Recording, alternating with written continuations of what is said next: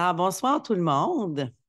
Merci d'être venu à cette soirée très spéciale pour souligner le 30e anniversaire de la revue La Maison du 21e siècle, fondée et éditée par André Fauteux en 1994.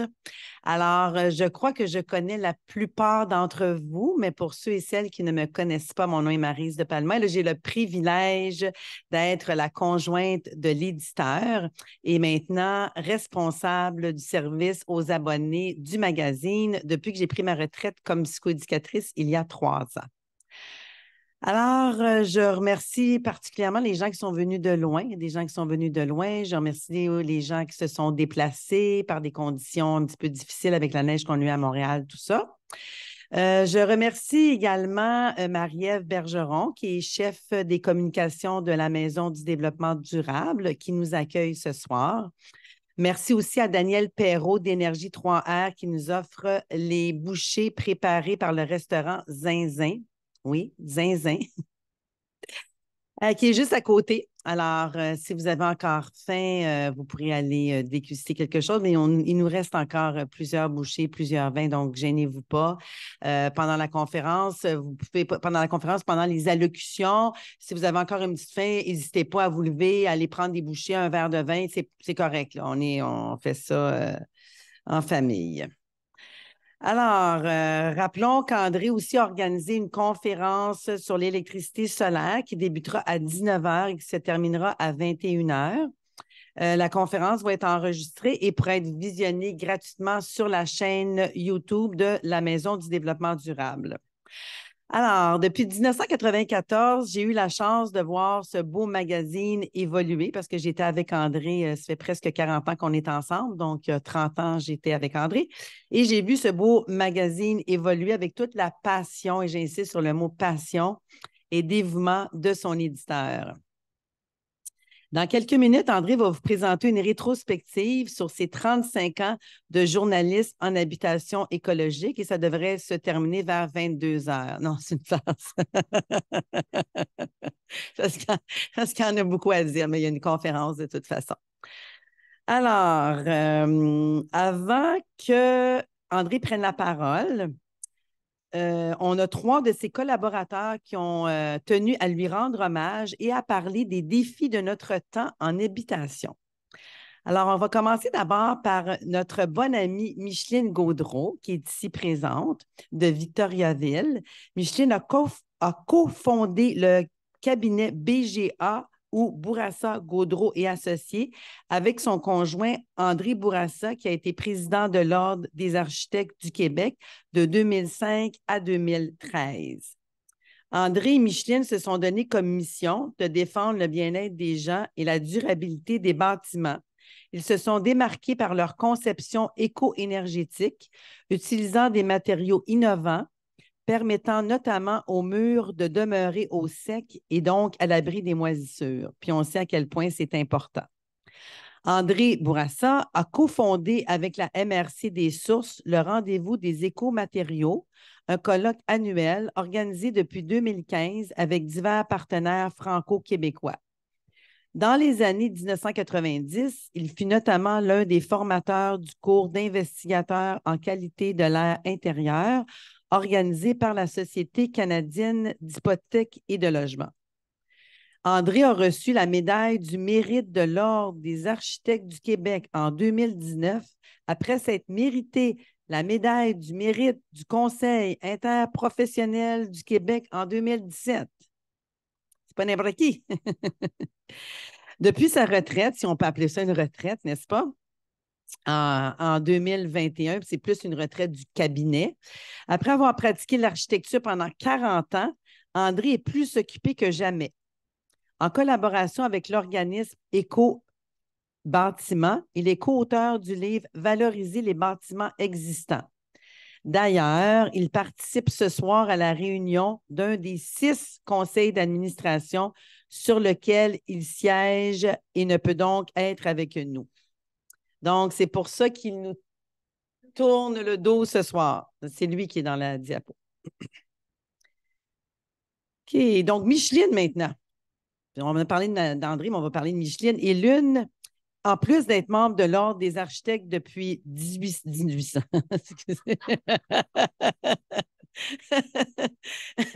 Depuis 1983, elle s'est réincarnée. Là. A été mère de 4 enfants, agricultrice bio, accompagnante à la naissance et stagiaire avec des sages-femmes entre 1984 et 1995.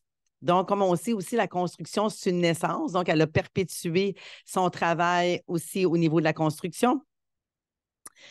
De 1983 à 2001, elle travaille avec André, son conjoint, et par la suite, occupé divers postes de gestion dans les établissements du réseau de la santé pendant 15 ans.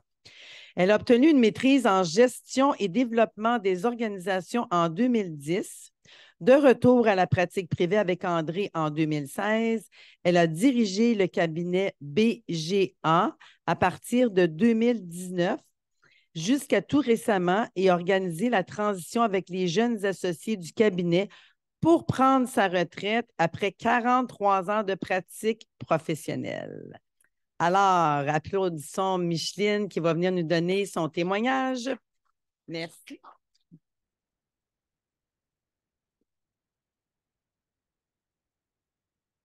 Bonsoir, j'ai décidé de prendre le shortcut, mais c'est périlleux un petit peu.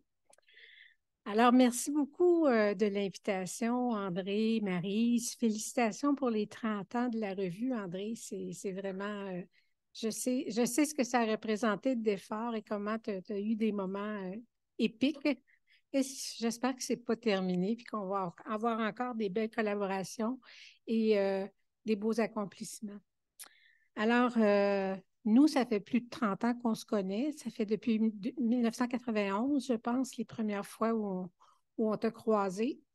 Notre petit David était bébé. André commençait à l'Ordre des architectes. Alors, maintenant, il y a 32 ans, il est papa lui-même. Il y a 30 ans, tu te rappelles, on travaillait surtout à l'amélioration de la maison individuelle. On cherchait à améliorer la construction des résidences avec des matériaux sains. On parlait de la maison saine avec la SCHL et on parlait aussi de développer une enveloppe plus performante aussi avec des matériaux sains sans plastique. Alors, ça a été nos travaux pendant ces années-là qui ont permis de développer des meilleures enveloppes dans les bâtiments dont on a fait la conception, dont chez toi d'ailleurs. Je pense que vous profitez un petit peu de ça. Maintenant, malheureusement, on n'a plus vraiment le luxe de travailler à la maison individuelle parce qu'on fait face actuellement à des défis importants, des défis au niveau des changements climatiques. Ça implique le changement de nos façons de construire. Mais ce qui va mettre fin davantage, je vous dirais, l'habitation unifamiliale comme on la connaît, c'est l'immigration massive qu'on va attendre de ces réfugiés climatiques-là qui vont s'en venir dans nos pays pour chercher une vie meilleure. Il va aussi continuer à avoir des réfugiés économiques et des réfugiés politiques, mais l'affluence va venir beaucoup dans les prochaines années des réfugiés climatiques. Il faut donc dès maintenant viser la densification de nos villes et villages à partir des mêmes infrastructures de rues, d'aqueducs et d'égouts.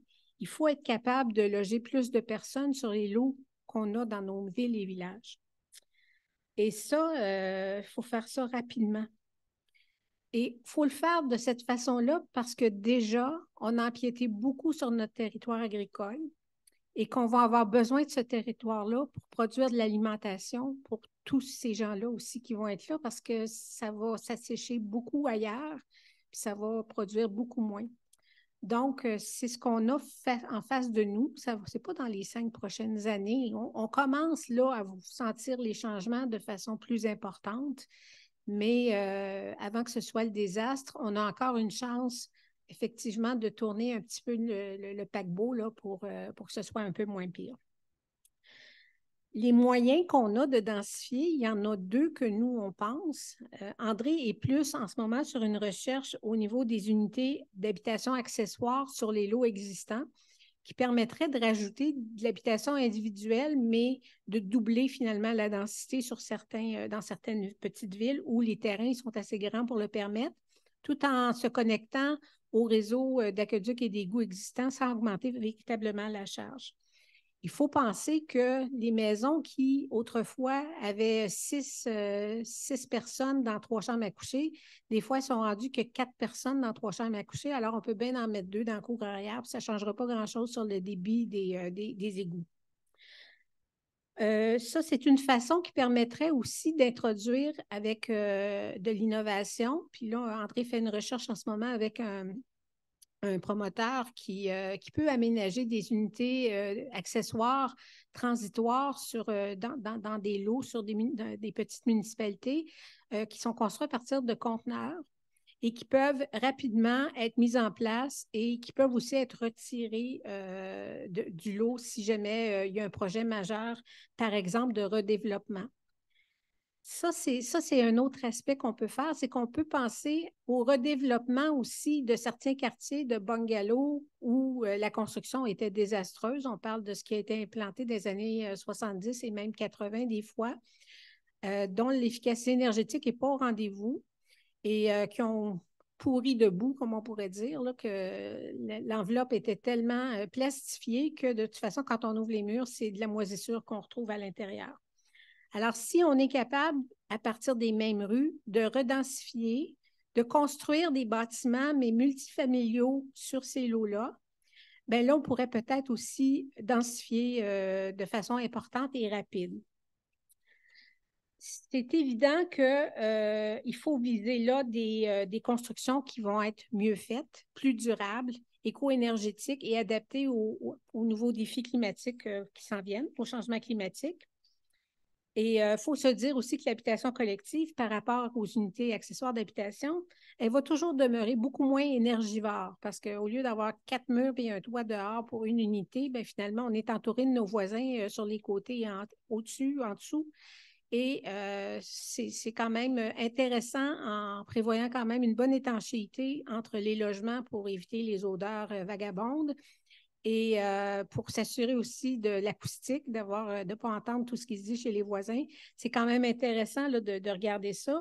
Et si on construit avec de la maçonnerie, puis là, on a eu un projet de déposer à la SHQ avec une construction en bloc de chanvre, ça permettrait d'ajouter la masse qui ferait en sorte qu'on aurait une meilleure insonorisation acoustique pour au moins les basses fréquences. Ou on pourrait travailler avec des blocs de terre comme notre amie Ginette l'a fait il y a quelques années. Alors, ce qu'on a à faire maintenant, j'ai mis les top 5 en commençant par la 5e position, puis on va s'en aller vers la première position. Alors, construire rapidement des logements. Ça, c'est vraiment la première chose qu'on a à faire avec une conception réfléchie qui va viser les performances de la norme Passivhaus. Il faut éviter les pièges de l'éco-blanchiment. Ce n'est pas nécessaire, les surcoûts que nous apporte l'éco-blanchiment, ce n'est pas nécessaire. Restons simples, restons low-tech aussi pour que les gens comprennent comment fonctionne leur bâtiment. Ça va prendre aussi un meilleur contrôle de la qualité lors de la construction. Formation des entrepreneurs, formation des professionnels et surveillance des travaux, essentiel. Notre 4e position, influencer les législateurs pour que les aspects réglementaires cessent d'être un obstacle à la reconnaissance des écomatériaux qui sont reconnus ailleurs. Puis établir aussi la valeur de l'existant. Moi, j'appelle ça les non-matériaux, l'existant. Parce que ce qui est là, on n'a pas besoin de fabriquer des matériaux, ils sont déjà là, les matériaux, et on peut bonifier ces bâtiments-là. Alors, il faut trouver les moyens dans chacun des cas de rénover et de bonifier le bâtiment sans tout démolir.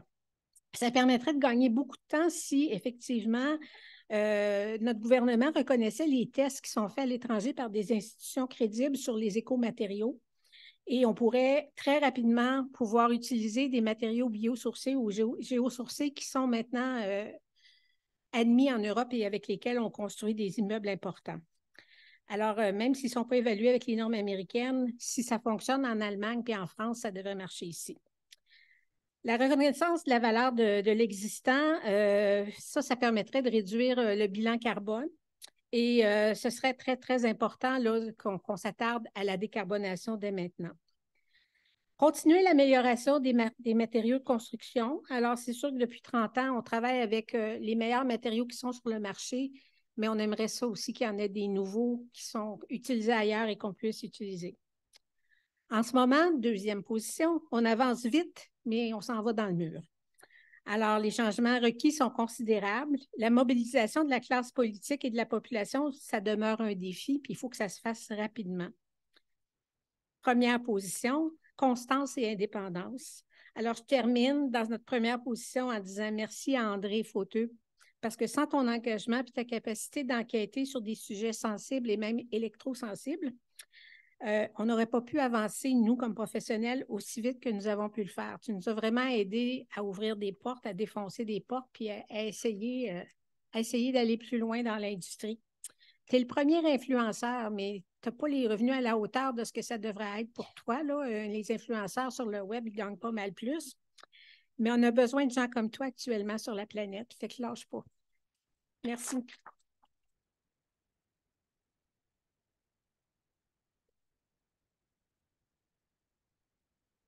Merci, Micheline. Alors maintenant, ça va être le tour de Maryse Leduc de venir faire son discours. Alors, Maryse est designer et architecte. Elle s'est fait surtout connaître comme pionnière des maisons écologiques en 1992. La SCHL lui décernait alors un prix d'excellence pour sa conception d'un centre d'accueil pour personnes handicapées.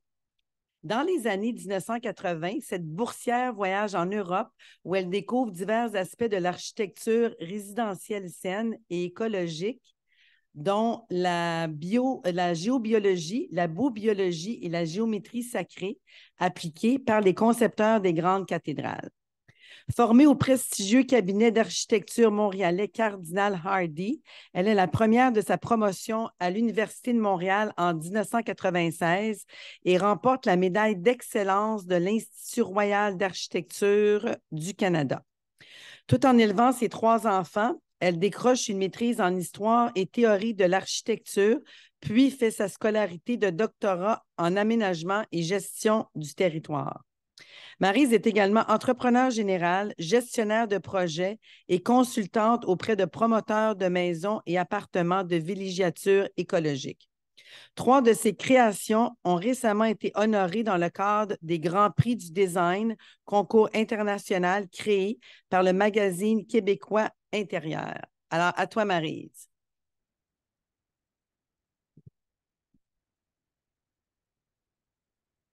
Merci, Maryse.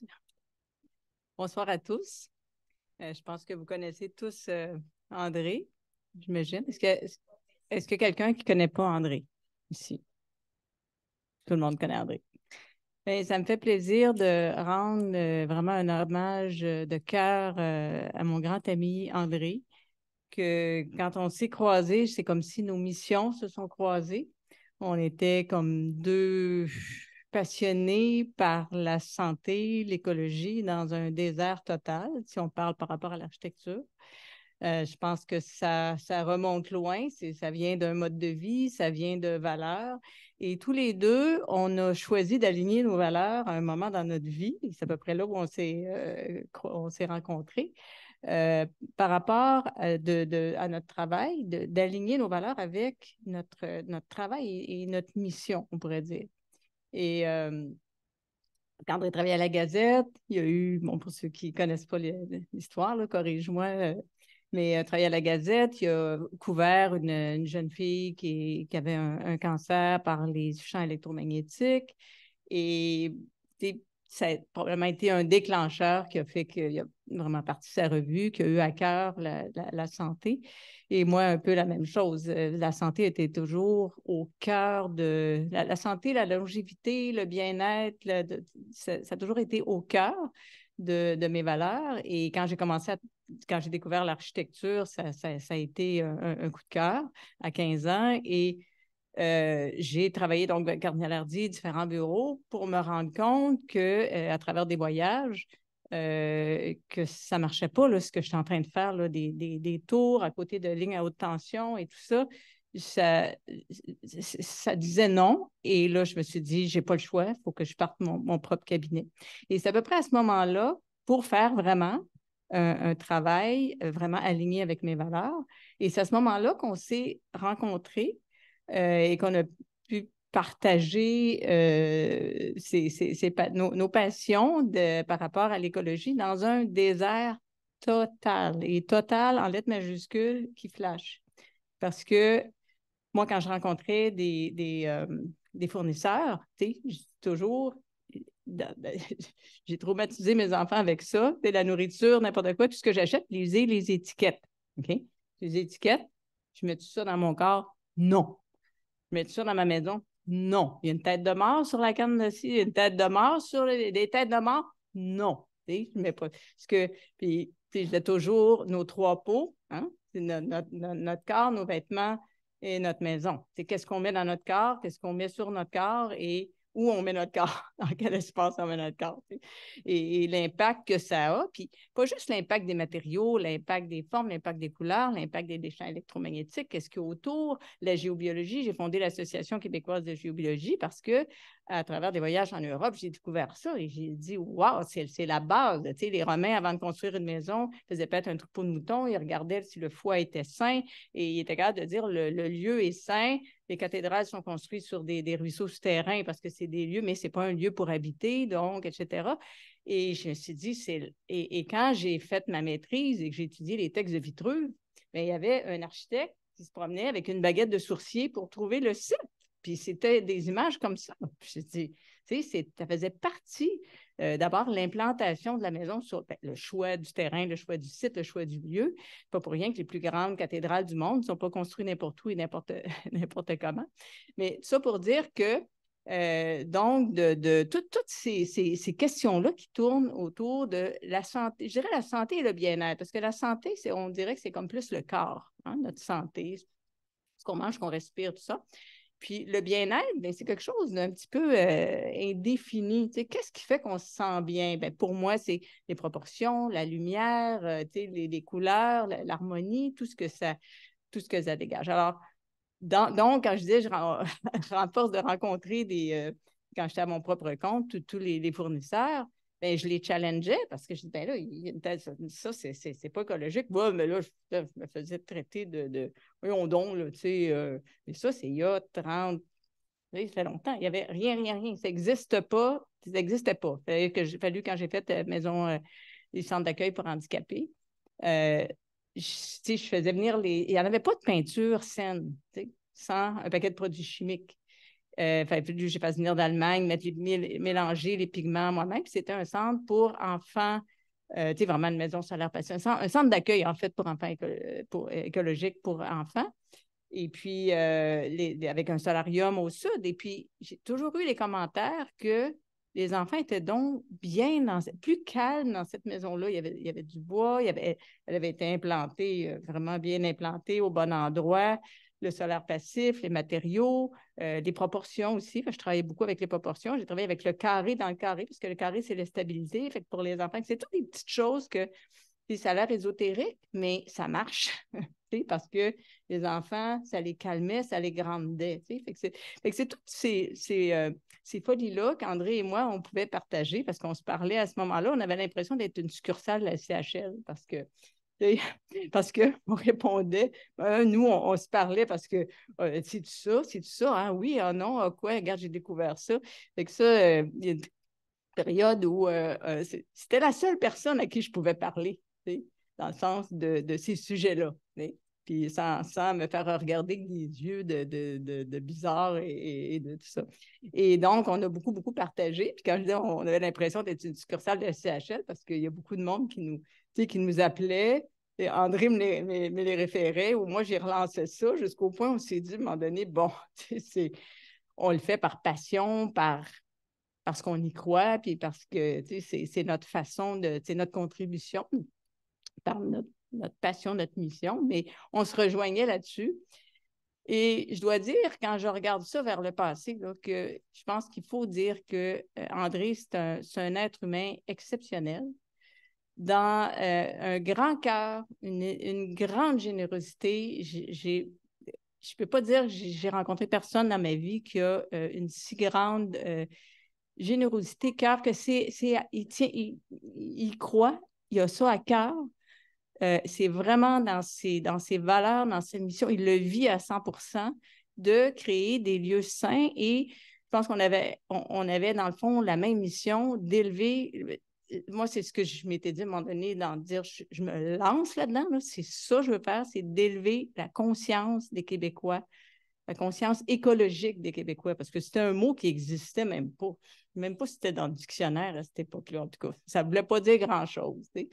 Alors, d'avoir vu André évoluer à travers tout ça, à travers sa revue, sa façon de traiter les gens, sa résilience, découragement des fois de voir ce qui se fait, ce qui se passe, ça n'avance pas aussi vite qu'on voudrait, mais un grand cœur, une énorme générosité et un dévouement, je dirais. Puis et je pense que ça fait une différence. Ça a fait une différence pour énormément de gens, de lecteurs. Maintenant que c'est sur le web, quelqu'un qui tape, j'ai une cliente là, que je me suis rendu compte que son panneau électrique était dans sa chambre. J'ai fait comme wow! Puis j'ai dit, j'ai envoyé le lien pour l'informer de ça, mais toujours ce souci d'informer. En fait, on pourrait dire que c'est un grand être humain et c'est un grand communicateur. Le fait d'être un grand communicateur, d'avoir la capacité, la patience, l'intelligence dans la communication et la vision aussi. La vision de faire une différence dans le monde. Puis on commence, le monde, il commence par notre petit monde, puis le monde autour, et ça grandit. Et je pense que l'influence de la Maison du 21e siècle, la revue Maison Scène, je pense qu'elle est beaucoup plus grande qu'on ne peut l'imaginer parce que ça laisse des traces. C'est des écrits qu'on peut retrouver.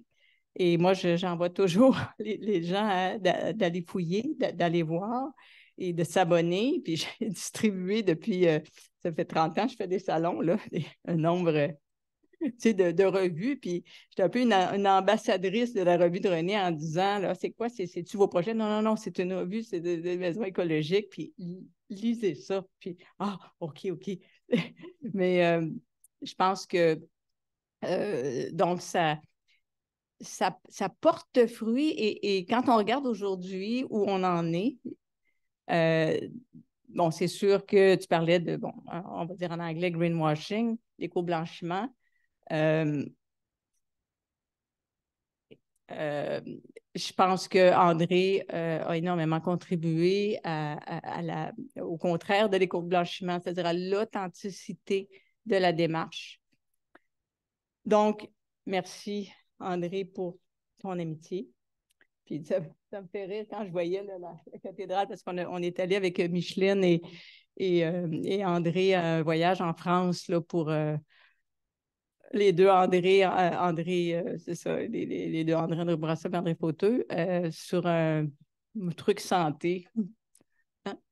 Habitat santé, c'est ça. C'était super intéressant. Mais après ça, on s'est promené en vélo, on a fait le tour de Paris. On a eu beaucoup de plaisir ensemble de se retrouver parce que Micheline à part Christian Ouellette, le feu Christian Ouellette, qui était un précurseur aussi, on était tous dans un désert total. Il fallait y croire. Quel culot on a eu, de continuer, de ne pas se laisser décourager par tous les représentants, puis il n'y a pas beaucoup de représentantes, maintenant il y en a plus, là, mais les représentants de cette époque que, oui, on l'a, c'est quoi tu parles?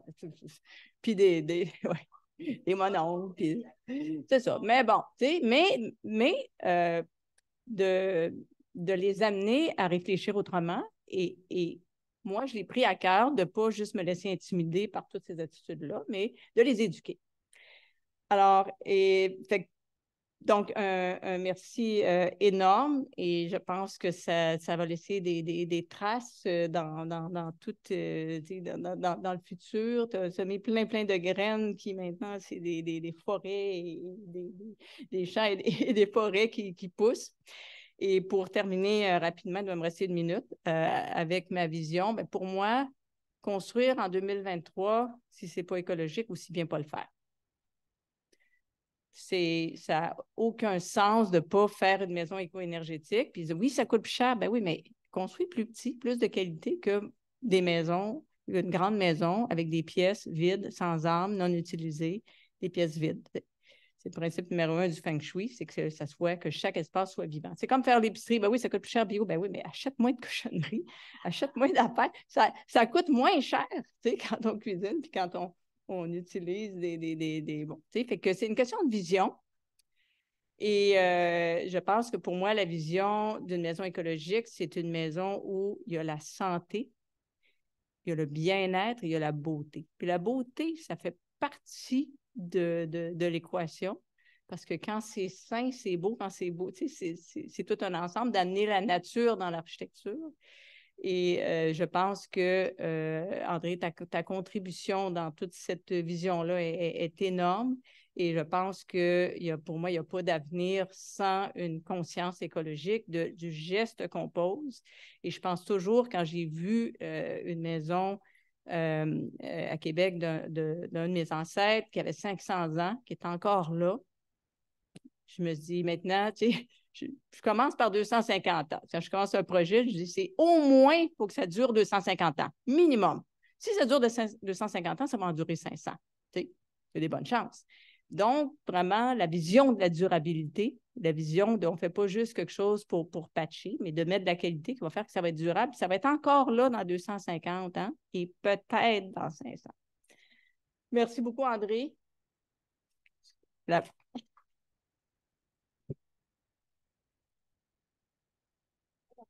Des amis puissent.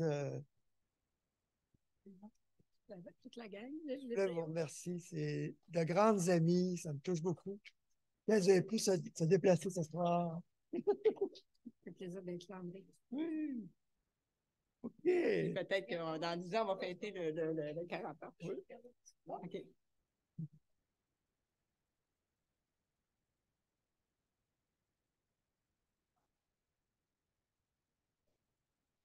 Mesdames. Merci.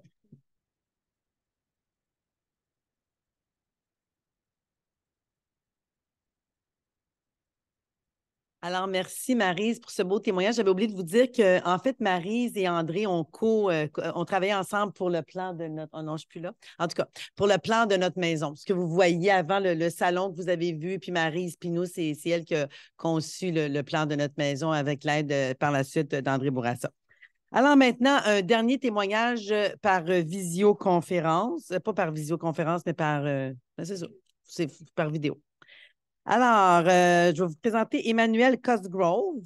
Alors, vous allez avoir une petite capsule vidéo témoignage envoyée des îles Canaries par Emmanuel Cosgrove, qui est cofondateur et directeur général de l'organisme Écohabitation.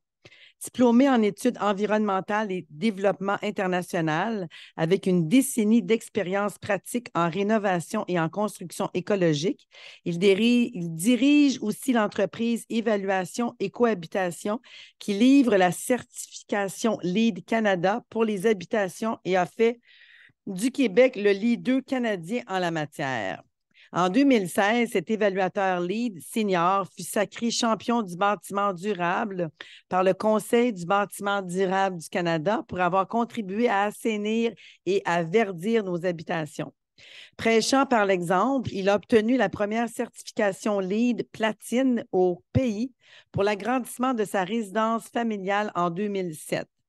Puis, en 2015, sa maison de campagne Edelweiss, située en Outaouais, devient première certification LEED V4 au Canada, encore au niveau platine, le plus élevé de ce système d'évaluation des bâtiments verts. Alors, nous allons le visionner à l'instant.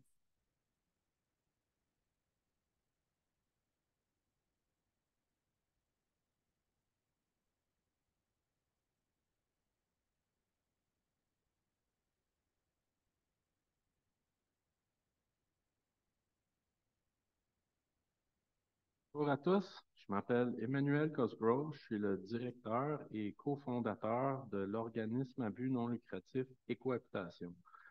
Je voulais simplement vous saluer aujourd'hui en ce 30e anniversaire de la maison du 21e siècle.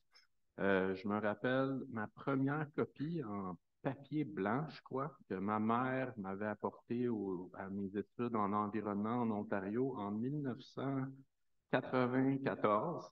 Je pense que ça va faire bientôt 30 ans que j'admire énormément le travail acharné, un travail exceptionnel de journaliste indépendant que André Fauteux nous fait, qui nous éduque sur l'habitation et la santé environnementale depuis toutes ces années-là. Et on m'a demandé de vous parler des défis que je vois en habitation du point de vue des cohabitations. Je vous dirais, c'est vraiment concentré autour de l'abordabilité.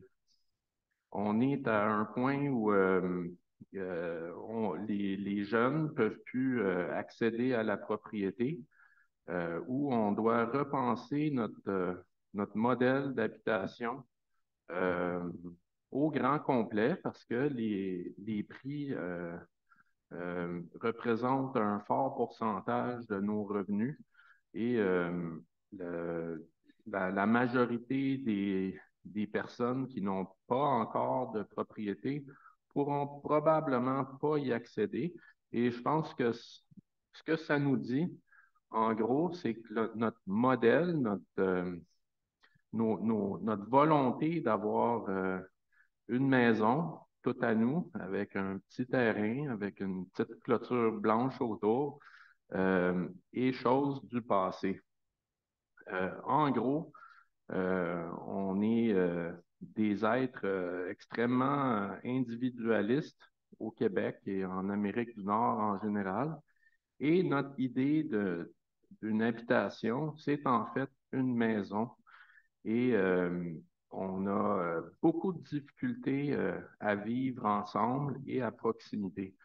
Et il est là, je crois, le plus grand défi en habitation, ça va être d'apprendre à vivre en multilogement. Les résidences secondaires, par exemple, on va devoir faire du partage parce que d'acheter un chalet pour nos fins de semaine n'est plus réaliste pour la grande majorité.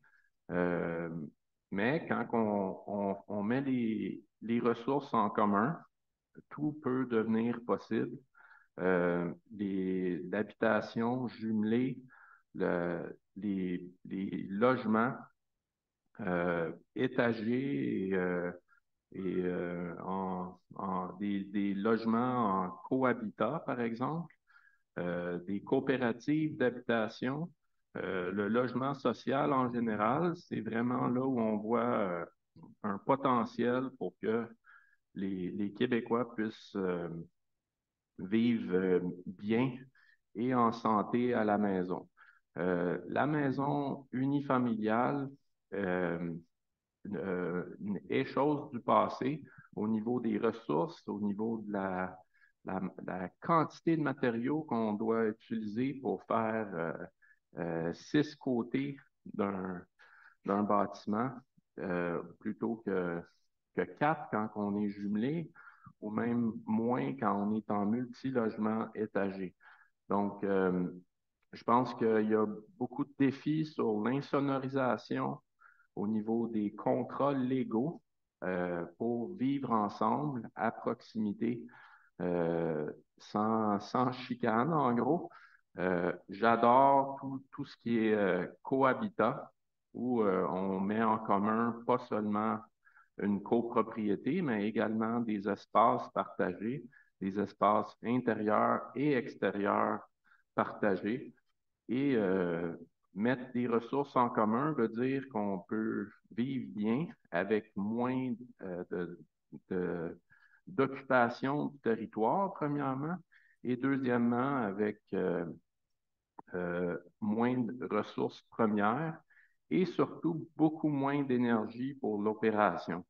Une maison unifamiliale passive house consomme souvent plus d'énergie au mètre carré qu'un un 3,5 à Montréal qui n'est même pas isolé. Donc, c'est ça. Et on voit que le multilogement est vraiment notre avenir et je pense qu'on a besoin de beaucoup d'innovation pour casser les barrières culturelles au vivre ensemble réellement. Merci beaucoup et bonne soirée tout le monde.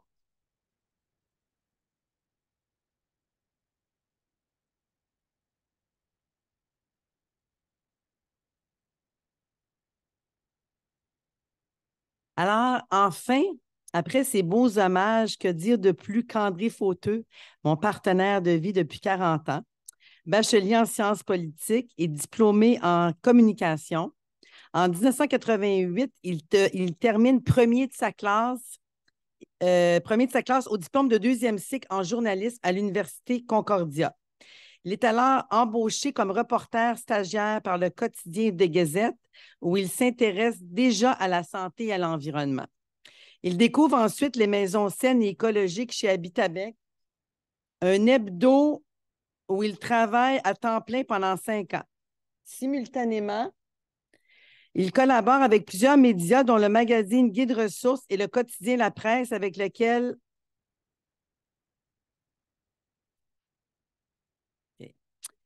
Quand Habitabec ferme ses portes, André lance la Maison du 21e siècle en 1994.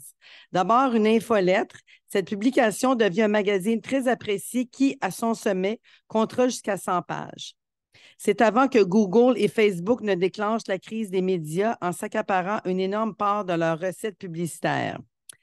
D'ailleurs, si ce n'est déjà fait, je vous invite à vous abonner au magazine ainsi que vos proches. C'est la meilleure façon d'assurer sa pérennité. Diane Larivière, elle est là, a des beaux coupons d'abonnement. On a des spéciaux d'ailleurs ce soir. On vous offre d'abord 10 sur les abonnements, qui est le même prix pour les réabonnements. Et on offre tous les DVD et CD qui ont une valeur de 40 à moitié prix à 20 Alors, ça vaut vraiment la peine. Le CD d'archives, là, c'est vraiment... Puis on est dans le temps de Noël, c'est vraiment des beaux cadeaux à faire. Surtout les CD, DVD, là, ça fait de très, très beaux cadeaux de Noël. Alors, donc, Diane Larivière, qui est fidèle collaboratrice d'André depuis 15 ans, vous propose le CD d'archives, ça, je l'ai dit. Alors, ben, je vous présente, je laisse la parole à André Fauteux, qui va vous faire une belle rétrospective de ses 35 années en journalisme.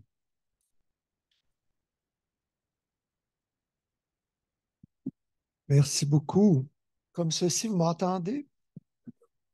Comme cela. Eratum, 25 ans, Diane Larivière, qu'elle s'occupe de relire la revue avant d'aller chez l'imprimeur, les salons, etc. Excusez, c'est moi qui ai écrit 15 ans. Alors, ma foi, merci beaucoup tout le monde jusqu'à l'arrière. Salut Yves Poisson, on a hâte de vous entendre. Ma foi, c'est un privilège d'être journaliste. Moi, c'est le plus beau métier du monde. On peut appeler les gens et en général, ils répondent. Même Bobby Kennedy Jr. Il m'avait fait attendre 20 minutes parce qu'il parlait à Hillary. Mais vous allez le voir tantôt. J'ai appris cette semaine que j'étais woke. Ça m'a brassé parce que c'est très péjoratif ces temps-ci. Mais woke, c'est d'être éveillé parce qu'on n'aime pas l'injustice. Je disais ça dans l'actualité. Et c'est mon cas. Je vais vous raconter une petite histoire. Puis comme c'est mon party, on va déborder. On va commencer la conférence peut-être de 15 minutes en retard, si vous me permettez, conférencier, conférencière. Merci, mais c'est mon party. Alors, me voici, première journée au travail, mai 88, hyper stressé avec M. Mad Dog Vachon en personne, un lutteur. Je ne savais pas qu'on me prenait en photo, évidemment. Et j'ai 20 livres en plus et j'ai des maux d'eau horribles. Je suis chez Kiro 2-3 fois par semaine, des fois. Alors, mais heureux d'être là. Mais ébranlé rapidement, au mois de juillet, un téléphone sonne à la Gazette, on me réfère des parents en détresse parce que leur petite fille a la leucémie. Et à l'époque, on se recule en 88, il n'y a pas de greffe de moelle osseuse à Montréal. Donc, une levée de fonds, font appel à la Gazette, la presse reprend l'affaire, une autre première page. Et le pire, c'est que ça se termine mal, cette histoire. La belle petite Danielle Hébert est décédée. Puis je l'avais trouvée tellement belle sur son petit vélo. Ça m'avait ébranlé. Puis moi, bon, j'avais des petits problèmes, des petits soucis de santé, mais je savais à quel point c'était crucial. Et c'est là que je me suis demandé, mon Dieu, c'est tellement terrible la perte d'un enfant, puis ça brise des familles et tout ça. Puis qu'est-ce qui peut causer ça? Et j'ai appris rapidement que le cancer chez l'enfant, c'est très génétique à la base. C'est pas que génétique, la maladie, hein? Excusez-moi. Ici, à la deuxième rangée, j'ai les parents du petit Jean-Dominique. Lui, je l'ai rencontré à Sainte-Justine sur son lit d'hôpital avec le lymphome non-hodgkinien. Et malheureusement, il ne pouvait pas venir ce soir, il est en forme. J'y ai parlé. Mais ça n'a pas été long, c'est une famille de l'île bizarre, des fermes, des golfs, des pelouses au 2-4D au Kilex, hein? Et c'est ça, en parlant des médecins dans l'environnement, on m'a dit rapidement qu'on soupçonnait les pesticides et les champs magnétiques des lignes à haute tension comme étant cause possible de ces cancers-là. Puis c'est encore classé peut-être cancérogène, sauf le Roundup qui est probablement cancérogène comme classification.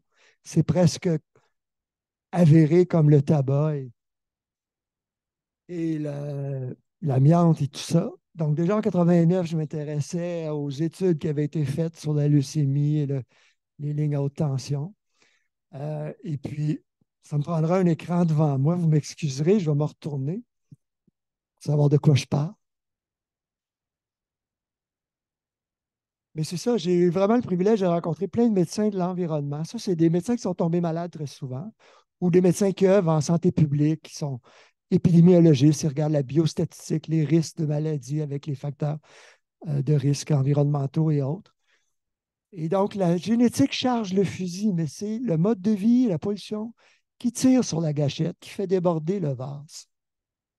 Excuse-moi de te faire pleurer, ma belle Monique. Puis,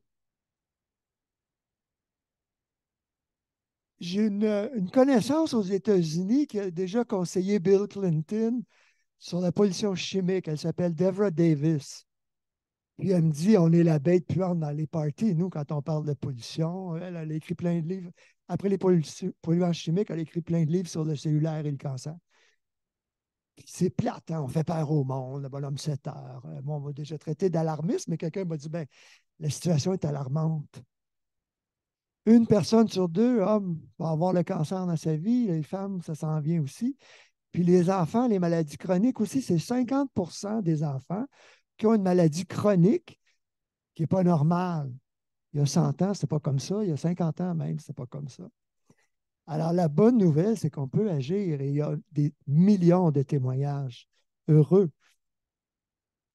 Et on a parlé de Christian Ouellet tantôt, qui nous a quittés pour d'autres cieux il n'y a pas si longtemps. Christian est un prof d'architecture à l'Université de Montréal qui avait les cheveux jusqu'aux fesses. À l'époque, ses étudiants construisaient des maisons avec des bouteilles recyclées, plein de choses comme ça. Puis c'est le premier à m'avoir parlé des maisons solaires passives, de l'efficacité énergétique, mais aussi des polluants chimiques dans les maisons, les moisissures et tout ça. Et c'est le premier qui m'a parlé des hypersensibles aux produits chimiques. Je ne savais pas que ça existait, des gens qui réagissaient à des doses minimes qui ne vont pas réagir le commun des mortels. Mais ça existe. Mais malheureusement, il y a encore des gens qui pensent que c'est dans la tête. Et moi, ma réponse est oui, c'est entre autres neurologique, justement, immunitaire, pulmonaire, digestif, etc. Et j'avais couvert, donc j'ai travaillé 5 ans chez Hebtebec après la Gazette et Albert Nantel, le grand toxicologue, j'étais à la lecture du jugement, à la conférence de presse après le jugement sur le procès de la MIOF.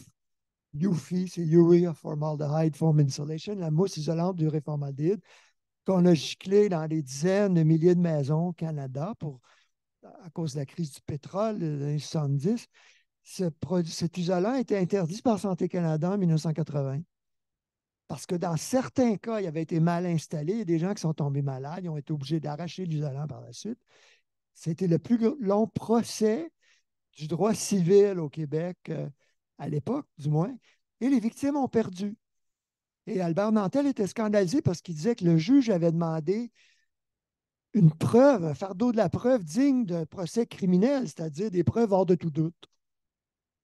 Tandis qu'en droit civil, c'est la prépondérance de la preuve. Plus de 50%, ben, la balance penche.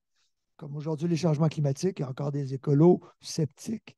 Mais là, c'est comme 99% des experts indépendants qui disent qu'on a vraiment des changements climatiques causés par l'humain.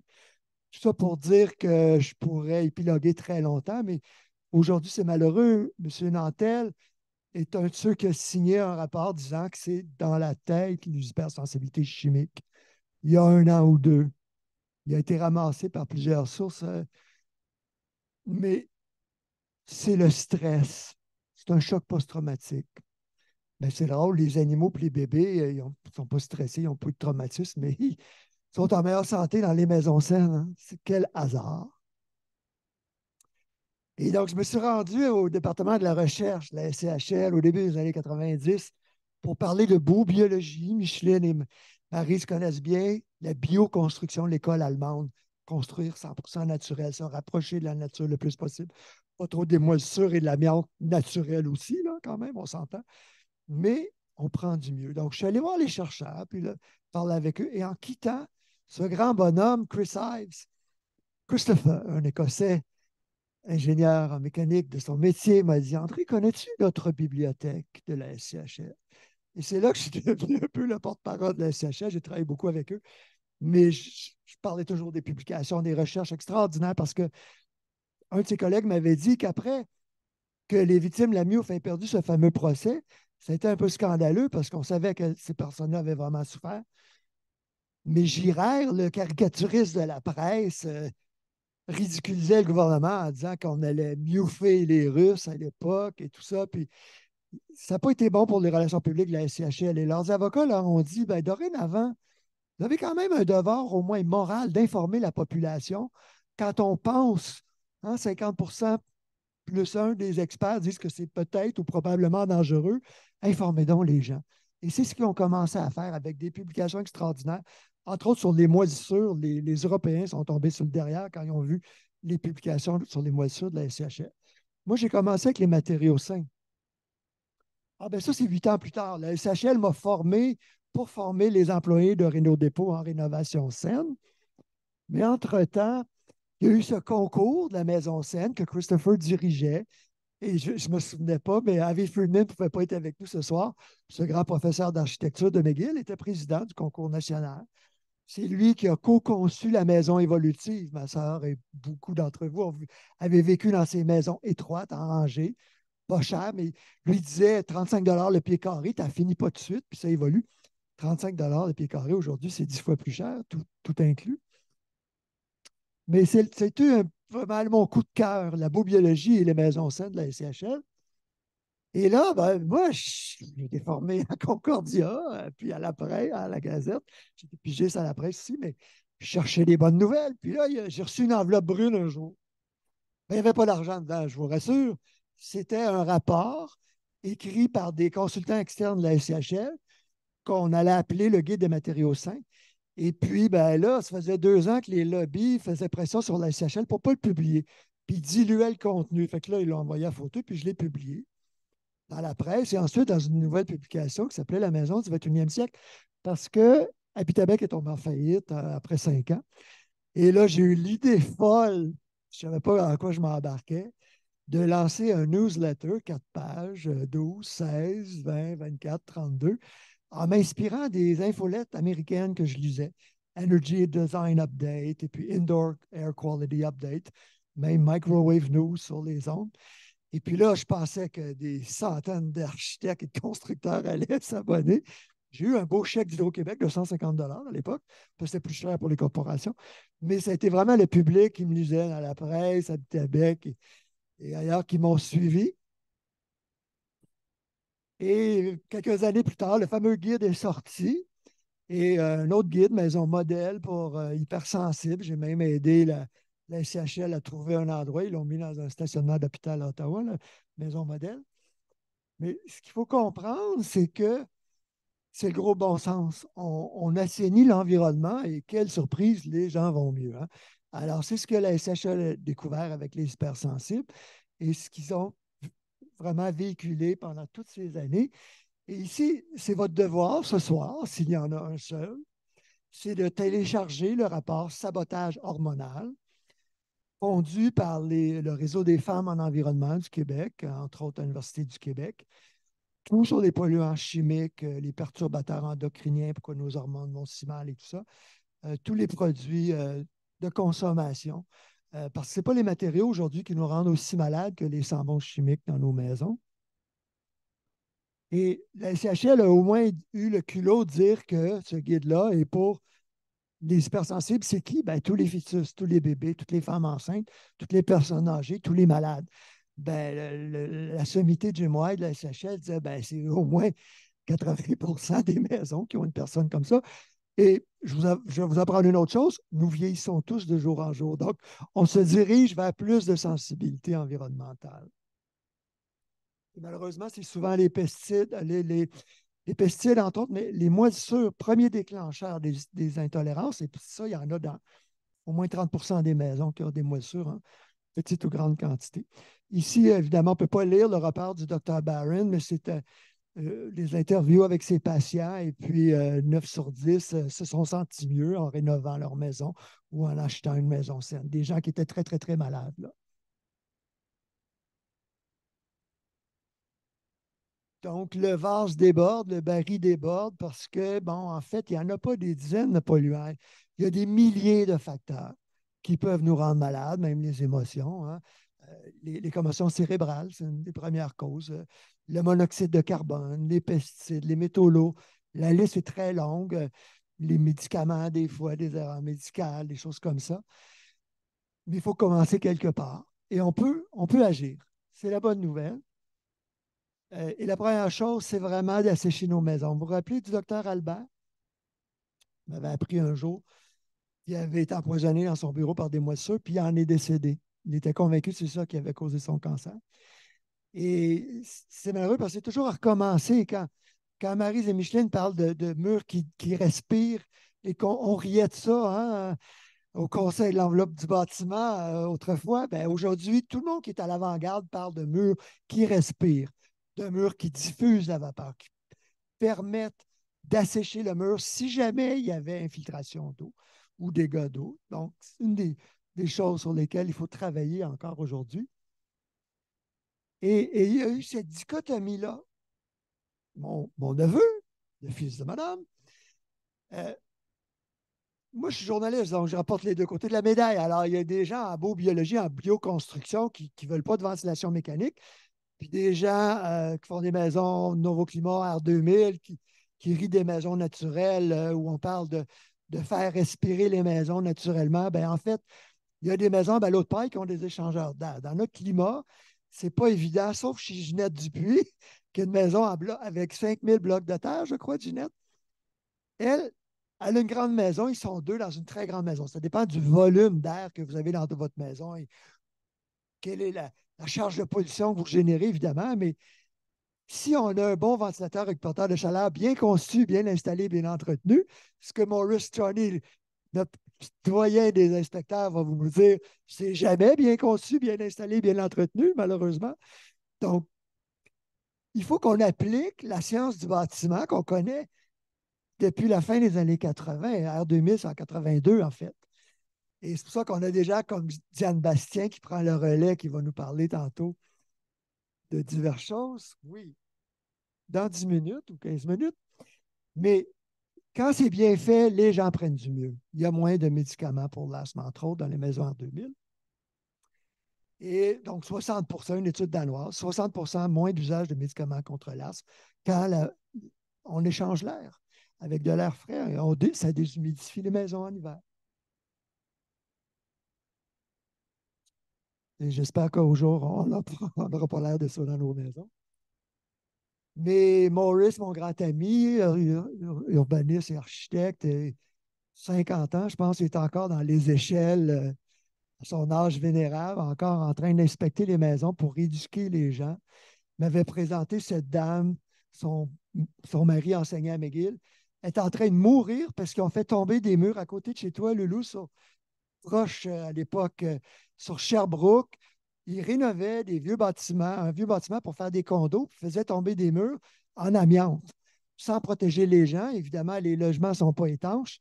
Elle passait sa journée à passer un aspirateur dangereux qui volatilisait l'amiante. C'était du plomb, en fait. Et elle est devenue très hypersensible à cause du plomb. Donc, c'est le genre de dossier qu'on publiait depuis toujours dans le magazine et c'est toujours à recommencer, dire, ben, lisez les publications de la SCHL. Surtout, ne sablez pas vos vieux murs quand c'est de la peinture d'avant 1980. Il y a du plomb là-dedans. Alors, un article qu'on a mis en ligne la semaine dernière que Maurice et moi avons pondu ensemble. Et une des premières que j'ai rencontrées au début des années 90 torturait des rats de laboratoire avec des sambons chimiques, des échantillons de tapis, des couches pour bébés. Puis les rats faisaient des réactions neurologiques pulmonaires. Certains mouraient. Et son laboratoire est passé au feu. Elle n'était pas très appréciée de l'industrie, c'est le moins qu'on peut dire. Mais l'EPA, le gouvernement américain, a confirmé, c'est du formaldéhyde qu'il y a là-dedans. C'est même un insecticide, le même que dans les boulamites qui est là-dedans, paradichlorobenzène. Donc, sortez ça de votre maison, s'il vous plaît. En plus de ventiler, il faut sortir les sources. Voici un concours de M. Bach qui nous avait donné des prix pour nos gagnants en 98. Et encore Jean-Dominique, c'est grâce à ces gens-là si les pesticides ont été interdits sur nos pelouses. Dr. Irwin, évidemment, Edith Smithers. Le bois traité à l'arsenic, il ne devrait plus en avoir, mais brûlez jamais ça si vous avez un vieux deck. C'est de l'arsenic et du chrome pentavalent. C'est dangereux ou hexavalent, j'oublie toujours. Et allez voir le fameux guide d'Équiterre.